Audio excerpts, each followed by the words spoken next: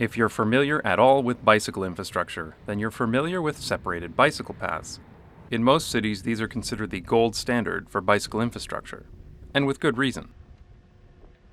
In general, if you want to keep people on bicycles safe from 2-ton death machines, you want to physically separate them, and not put them in a painted bicycle gutter. But what's also great is when you can cycle to wherever you're going and almost never encounter a car at all. It might not look like it, but this is bicycle infrastructure. And so is this. And this. What you're seeing here, or rather not seeing, is the Dutch concept of Ontvlechten, which in this context means disentangling. I'll explain how that works, but first we need to understand how most other cities do things. In a typical city, there will be roads and everybody will use them. Everybody will take the same route, regardless of what vehicle they're using. And if this route gets too jammed up, then people will just cut through this neighborhood over here. This free-for-all strongly encourages driving, which generates insane amounts of car traffic and ultimately leads to busy, congested streets that are highly unpleasant to be around. The suburban Culdesac neighborhood acknowledges this problem and solves it by making driving routes so circuitous and convoluted that nobody but residents will be able to figure them out. Unfortunately, it does this for everyone, so distances become completely impractical to walk or cycle, which encourages even more driving, traffic, and car dependency. Here is an example from the subreddit Suburban Hell. These two houses in Florida share a backyard, but it would take over 2 hours to walk between them. The Dutch take a very different approach. There are many different types of roads, but not all routes are accessible by car. This isn't done randomly or just when residents complain. Rather, there is a conscious effort to separate or disentangle these routes taken by car drivers from those taken by everyone else.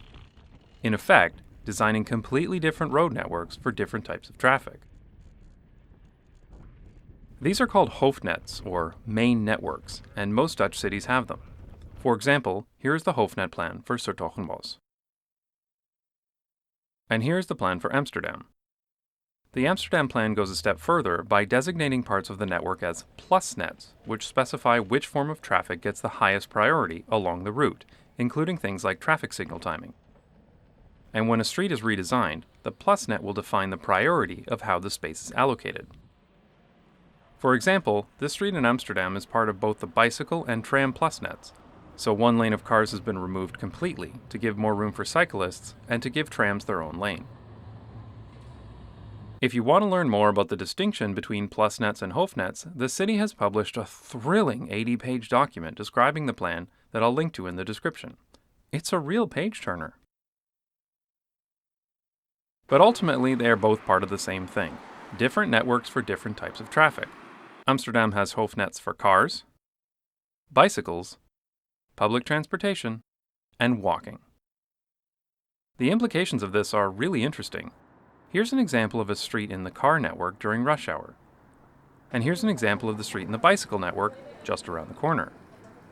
It's clear from the volumes of traffic which form of transportation is being favored here. Bicycle networks also incorporate bicycle-only roads wherever possible, sometimes separated from the car network by underpasses, removing the requirement for a stoplight completely. It's also common for the networks for walking and cycling to purposefully cross through city parks, making it even more pleasant to walk and cycle through the city. These routes are enforced in many different ways. Sometimes it's with signs, and sometimes it's with physical barriers. This is not a new concept. Even the Romans did it to keep carriage traffic out of certain areas. Urban planners call this filtered permeability. But the important thing to note here is that this is not being done haphazardly. It's specifically done to encourage traffic along a network. For example, here is a street with filtered permeability in our old neighborhood in Toronto that lets pedestrians and cyclists through, but not drivers. But this only happened after years of residents fighting with traffic engineers. Here in the Netherlands, filtered permeability is built in everywhere and specifically designed to encourage different types of traffic along designated routes. This often allows cyclists and public transportation users to take the fastest and most direct route to where they are going, while car traffic is allowed only for local destinations. For example, here's how I cycle to a meeting in Nord, and here's how I drive there. Here's how I cycle to a friend's house, and here's how I drive there. Here's how I cycle to IKEA, and here's how I drive there. You might think that this situation is bad for car drivers, but ultimately it's not. If there were a direct route to drive everywhere, then most of these people on bicycles and trams would be driving too, and the street would be so congested that it would take ages to drive anywhere. In fact, that was the situation here in Amsterdam in the 1970s. The city was so clogged with cars that the streets were not only highly inefficient, but also extremely dangerous, which is the current situation in most American and Canadian cities today. When I drive in Amsterdam, I'm amazed how little car traffic I encounter for a city of this size. It's also important to note that these hoofdnets and plusnets are not made as a replacement to proper bicycle infrastructure, but rather in addition to it. For example, the London Quiet Ways cycling plan was used to put cyclists on quiet streets, but it was usually done to avoid having to build proper cycling infrastructure on major roads, and often prevented cyclists from taking the most direct route to their destinations. In the Netherlands, most busy streets will still have separated bicycle path, even on routes designed for cars, unless the street is very old and hasn't been redesigned in the last 30 or 40 years. I was absolutely amazed when I discovered these maps because it totally changed the way I looked at cycling in cities in the Netherlands. These routes mean that cycling in Dutch cities can be very relaxing and extremely safe, even on streets that look like they have no bicycle infrastructure, because you can ride through the streets of a bicycle hoofdnet and hardly ever cross paths with a car at all.